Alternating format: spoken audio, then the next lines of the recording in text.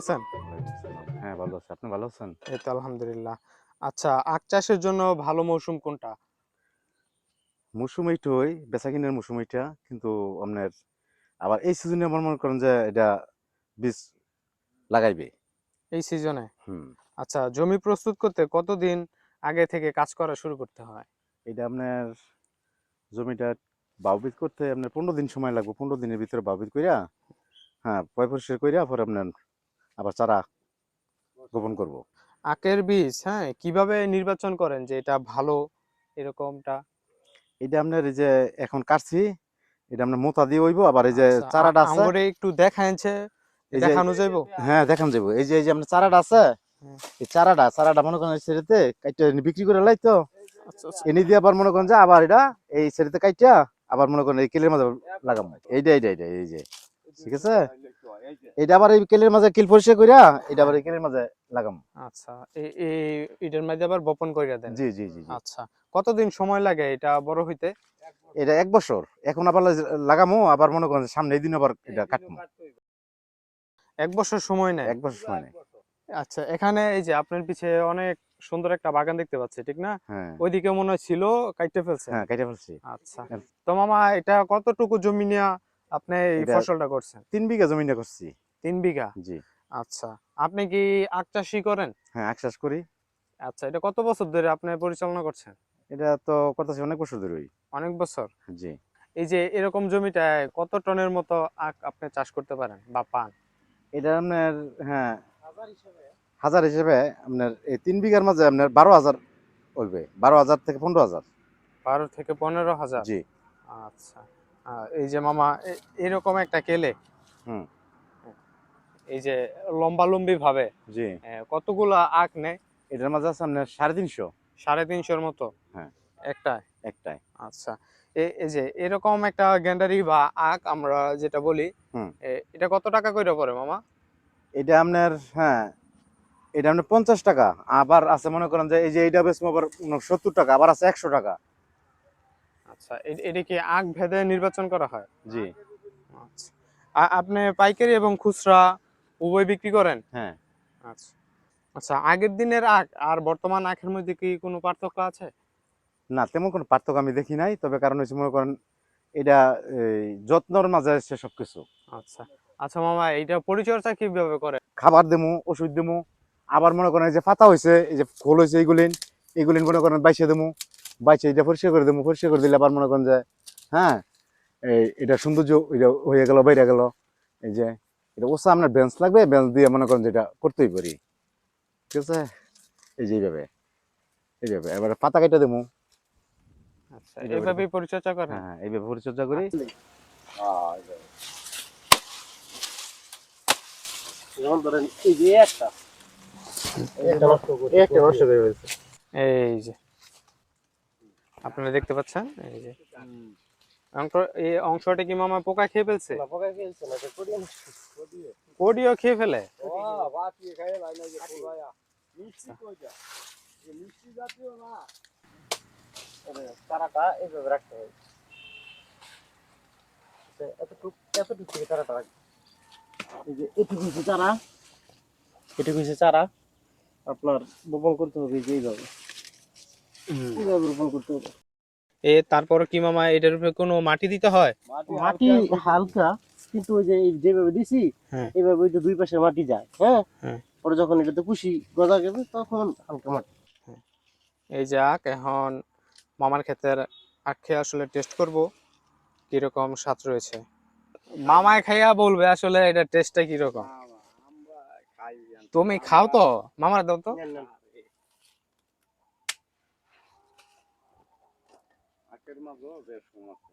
এই যে মামায়, এই যে আমি এখন আখ খাইতেছি। এই যে দোন মামাই কিন্তু আখ খাচ্ছে, ক্ষেতের আখ। তুমি সত্যটা বলবা আসলে, ঠিক আছে, কিরকম স্বাদ।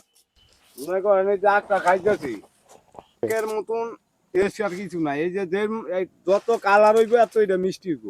আচ্ছা, লালচে হবে? এ লাল হইব, কারণ এটার মাঝে মনে করেন ঠিক মতন শ্রম দিতে হইব। শ্রম দিবেন, শ্রম বালা দিলে এটার ফলন ভালো হইব, আর যদি শ্রম খারাপ দেয় তো ফলন খারাপ হইব। আচ্ছা এই লো এটার হিসাব কিতাব।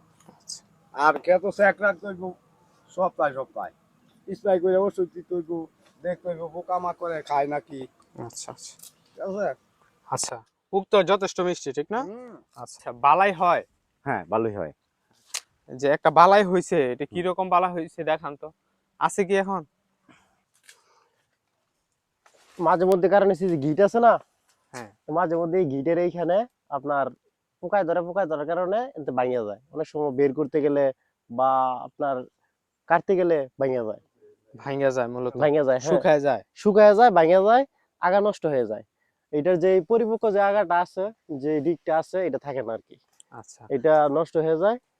আর এখান থেকে পরে আবার কুশি চালায়, কিন্তু আগের মতন আর হয় না। আগের মতো আর এটা হয় না। না, আচ্ছা মনে করেন এই যে এই পুশিটা হইতাছে, পুশির এই এখান থেকে কি আবার পুনরায় গজাবে? এখান থেকে পুনরায় গজাবে, কিন্তু আর পরিপক্ক আর হবে না। পরিপক্ক আর আটটা পাবেন না হ্যাঁ, মূলত? পরিপক্ক এই আটটা পাইতে হইলে আবার পুনরায় বপন করতে হইব। পুনরায় রোপণ করতে হবে। আচ্ছা আচ্ছা। তো ভাইয়া এটা কি বালাইনাশক আপনারা ব্যবহার করেন?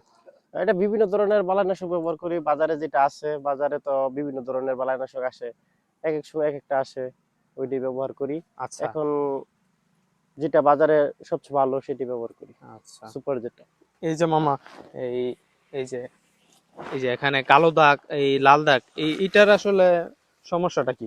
কালো দাগ, লাল দাগ, এটা সমস্যাটা হচ্ছে, যেমন ধরেন এই আখটা প্রাথমিক অবস্থায় প্রাথমিক অবস্থায় কালোই থাকে, যখন নাকি এটা আখটা পরিপক্ক হয়, যখন এটার সময় পরিপক্ক হয়, তখন এই কালোটা আস্তে আস্তে উঠা এই লালে পরিণত হয় বা বিভিন্ন এই রঙে পরিণত হয়, আচ্ছা যে এই কালারটা আছে এই কালারে পরিণত হয়। আচ্ছা, যারা মনে করে নতুন, তাদের জন্য কি পরামর্শ দিবেন যে এই পেশায় আসতে চায়? যারা মূলত নতুন, তাদেরকে পরামর্শ হচ্ছে যে আগে এই সম্বন্ধে ভালো করে, যে ভালো কৃষক আছে তার সাথে ভালো করে পরামর্শ নিয়ে, তার পরামর্শ অনুযায়ী পরে এটা করতে হবে। সবকিছু আগে ভালো করে জানে বুঝে তারপরে করতে হবে। আচ্ছা, মামাই কিন্তু অনেক সুন্দর একটা তথ্য দিছে, কেননা যদি আপনি নাই জানেন তাহলে চাষ করে আসলে লাভবান হবেন না। যেমন ধরেন এই যে এই জায়গায় পোকায় ধরছে, এখন বালাইনাশক দেওয়ার পরে পোকা চলে গেছে, কিন্তু এটার যে গর্তটা রয়ে গেছে, এটার যে আপনার ক্ষতটা হয়েছে, ক্ষতটা রয়ে গেছে। হ্যাঁ, এরকম কারণ হচ্ছে উপরেও ধরে, উপরে যেমন ধরেন ওই যে এখানে যে খোসটা রয়েছে, খোসার ভিতরে ধরে, কিন্তু খোসটা পরিষ্কার করার পর আমরা বুঝতে পারি যে এখানে পোকা আছে। অনেক সময় এখানে দেখাও যায়। দেখা যায়, পোক দেখা যায়। হ্যাঁ, পোকাও দেখা যায়। আচ্ছা পোকায় যেটা মানে আপনার খেয়ে ফেলছে বা এই পোকায় যে নষ্ট করতেছে, একবারে বাস্তব চিত্র দেখা যায়। আচ্ছা আচ্ছা মামা, পানির প্রয়োজনীয়তা কতটুকু রয়েছে? পানির প্রয়োজনীয়তা রয়েছে প্রথম দিক দিয়ে, যখন চারা রোপণ করবে, রোপণের আপনার 1 থেকে 2 মাস পর এর ভিতরে পানিটা আর কি দিতে হবে, দেওয়ার পর আপনার সতেজ থাকবে, স্বাস্থ্য ভালো থাকবে। তো আচ্ছা, আপনার পরিবার কত বছর ধরে এই আখ চাষে আছেন আপনারা? আমার পরিবার অনেক বছর ধরেই আছে, আমার দাদার আমল থেকেই এটা চলতেছে, বাবা করতেছে, আমিও ইনভলভ। আচ্ছা মামা, বাজারে আখ বিক্রি করতে গেলে কি রকম দাম পড়ে? বাজারে আখ বিক্রি করতে গেলে দাম পড়ে মোটামুটি পড়ে, যেমন এখান থেকে যদি কেউ কেনার চেয়ে তার থেকে আপনার 5 টাকা 7 টাকা গাড়ি ভাড়া, দেন হচ্ছে এই যে বিটের যে খরচ, যে বিটের মধ্যে বিক্রি করবো, বিটের খরচ, পাহারা, তারপর হচ্ছে একটা যে খরচ মিলে মানে 10 টাকার মতো পড়ে যায় খরচ। বা বাজারে সংরক্ষণের জন্য কতজন শ্রমিক লাগে? এখানে কারণ হচ্ছে পরিমাপ বুঝা, এখন যদি আমি 100 বা 200 আখ কাটি, তাহলে কারণ হচ্ছে 1 2 জনে কাটতে পারবো। যদি একাধিক কাটি, আরো বেশি কাটি, তাহলে শ্রমিক আরো বেশি লাগবে, সময় বেশি লাগবে। আচ্ছা আচ্ছা, পাইকারি এবং খুচরা কি কত টাকা করে বিক্রি করেন?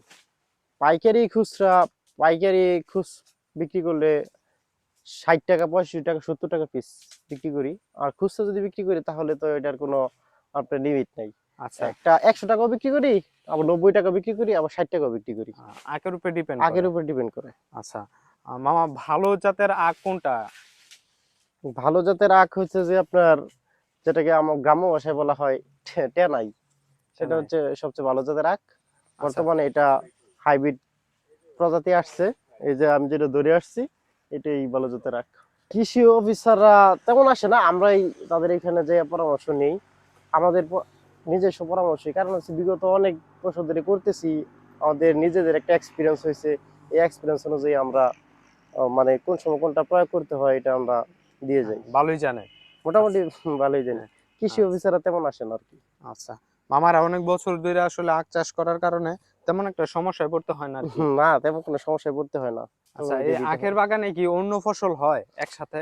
একসাথে অন্য ফসল হয়, যেমন প্রাথমিক অবস্থায় যখন বীজ মানে চারা রোপণ করা হয়, চারা রোপণের আপনার 2 থেকে 2.5 মাস যখন আখটা আর কি বড় হওয়ার আগ পর্যন্ত, কুশিটা বড় হওয়ার আগ পর্যন্ত আখের যে ইয়াটা উপরে যে কেলটা আছে, এই কেলের মধ্যে বিভিন্ন ধরনের এই সবজি চাষ করা যায়।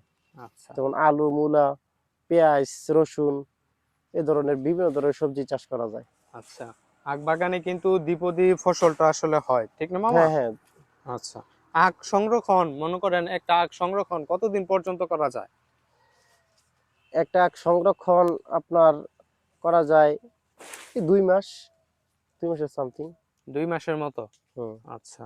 আচ্ছা মামা, আমরা কিভাবে বুঝবো যে আখটা মিষ্টি হবে বা ভালো, এরকমটা আখটা যারা কিনবো? মিষ্টি হবে এটা উপরে দেখলেই বোঝা যায়। কারণ হচ্ছে আখের কালার, যেই কালচে কালারটা আছে, কালচে কালার পরিবর্তন হয়ে যখন নাকি আপনার এইখানে সোনালী কালারে পরিণত হবে, তখন আর আচ্ছা, কি একটা বোঝা আঙ্গুর যায়। একটু দেখাই দেন মামা, যাতে মনে করেন যারা কিনে আখটা মিষ্টি হবে কিনা একটা সন্দেহ থেকে যায়। হ্যাঁ, হ্যাঁ, হ্যাঁ। এই যে এটা যে কালচে কালার আছে, পাশেরটা যে কালচে কালার আছে, এটা আস্তে আস্তে উঠে যেতেছে। আর এটা যে মিষ্টি হয়েছে, এটা যে কালচে কালার উঠেছে, এই যে এখানে সোনালী কালারে পরিণত হয়েছে। আচ্ছা, মূলত এই যে এই সাদা বা এই যে একটু লাল অংশটা যে লালচে হয়েছে, কালার এটাই মূলত পরিপক্ক হয়েছে, ঠিক না পরিপক্ক মামা? হয়েছে, হ্যাঁ। এটা আচ্ছা দেখ মিষ্টি হবে। আচ্ছা মামা, এই যে কি বাপতাছে আটি, এটা কয়টা করে আটি করেন আপনারা? কয়টা করে আটি? 20টা করে, 25টা, 30টা। এরকম আটি করেন হুম। যে 10টা 15টা এটা নির্বাচন করেন যেটা বাড়তে হবে, 10টা এরকমটা? 15টা আগ বুঝা, কারণ হচ্ছে আগ যদি অতিরিক্ত ভালো হয়, মোটা হয়, তাহলে আপনার 15টা বা 20টা দিই মূলত ভারের জন্য আর কি। ভারের জন্য। হ্যাঁ, নিতে সুবিধা হয় এরকমটা। আর যদি চিকন হয়, তাহলে চিকন হইলে আপনার ওই 30টা 40টা, অনেক সময় 50টা দেওয়া হয় চিকন হইলে। চিকন উকগুলা? হ্যাঁ, চিকন গুলা এইটা থেকে আপনার ওই যে সকল উক থেকে নির্বাচন কইরা আর কি 3টা পর্যায় নেই। আচ্ছা আচ্ছা মামা, আমাকে একটা উক কাইটা দেখেন তো যে আসলে কতটুকু অংশ থেকে কাটা হয় মূলত, মাটির কতটুকু অংশ থেকে। এই যে মামাই কিন্তু দেখাবে এখন যে আকাশ আসলে কতটুকু নিচ থেকে বা উপরের অংশ থেকে কাটতে হয়।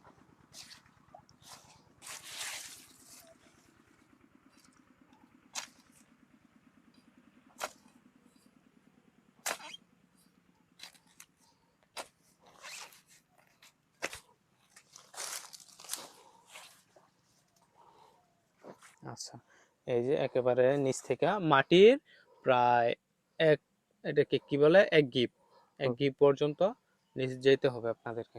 আচ্ছা মামা, এই যে আখ খেতে এই ঘর বানানোর কারণ কি? পিছনে যে একটা ঘর ঘর দেখতে বানানোর পাচ্ছি। কারণ হচ্ছে এখানে পাহারা দেওয়ার জন্য, বিভিন্ন ধরনের রোদের মধ্যে কাজ করে বসে থাকি, আচ্ছা আচ্ছা কাজ করে বিশ্রাম নেওয়ার জন্য, তারপর হচ্ছে পাহারা দেওয়ার জন্য, বিভিন্ন কারণেই। আচ্ছা। রোদ এই বৃষ্টির আখ জন্য খেতে কি চোরের কোনো আনাগোনা আছে? চোরের আনাগোনা থাকে, তারপর হচ্ছে আপনার শিয়াল আছে, বিভিন্ন ধরনের আচ্ছা, শিয়াল কি উক নষ্ট শিয়াল, করে? হ্যাঁ, উক নষ্ট করে। মামার আসলে এই ঘরে রেস্ট করে, একটু আগে যে মামা বললো, এই যে সে ঘর, সুন্দর একটা মাচাং ঘর তৈরি করেছে।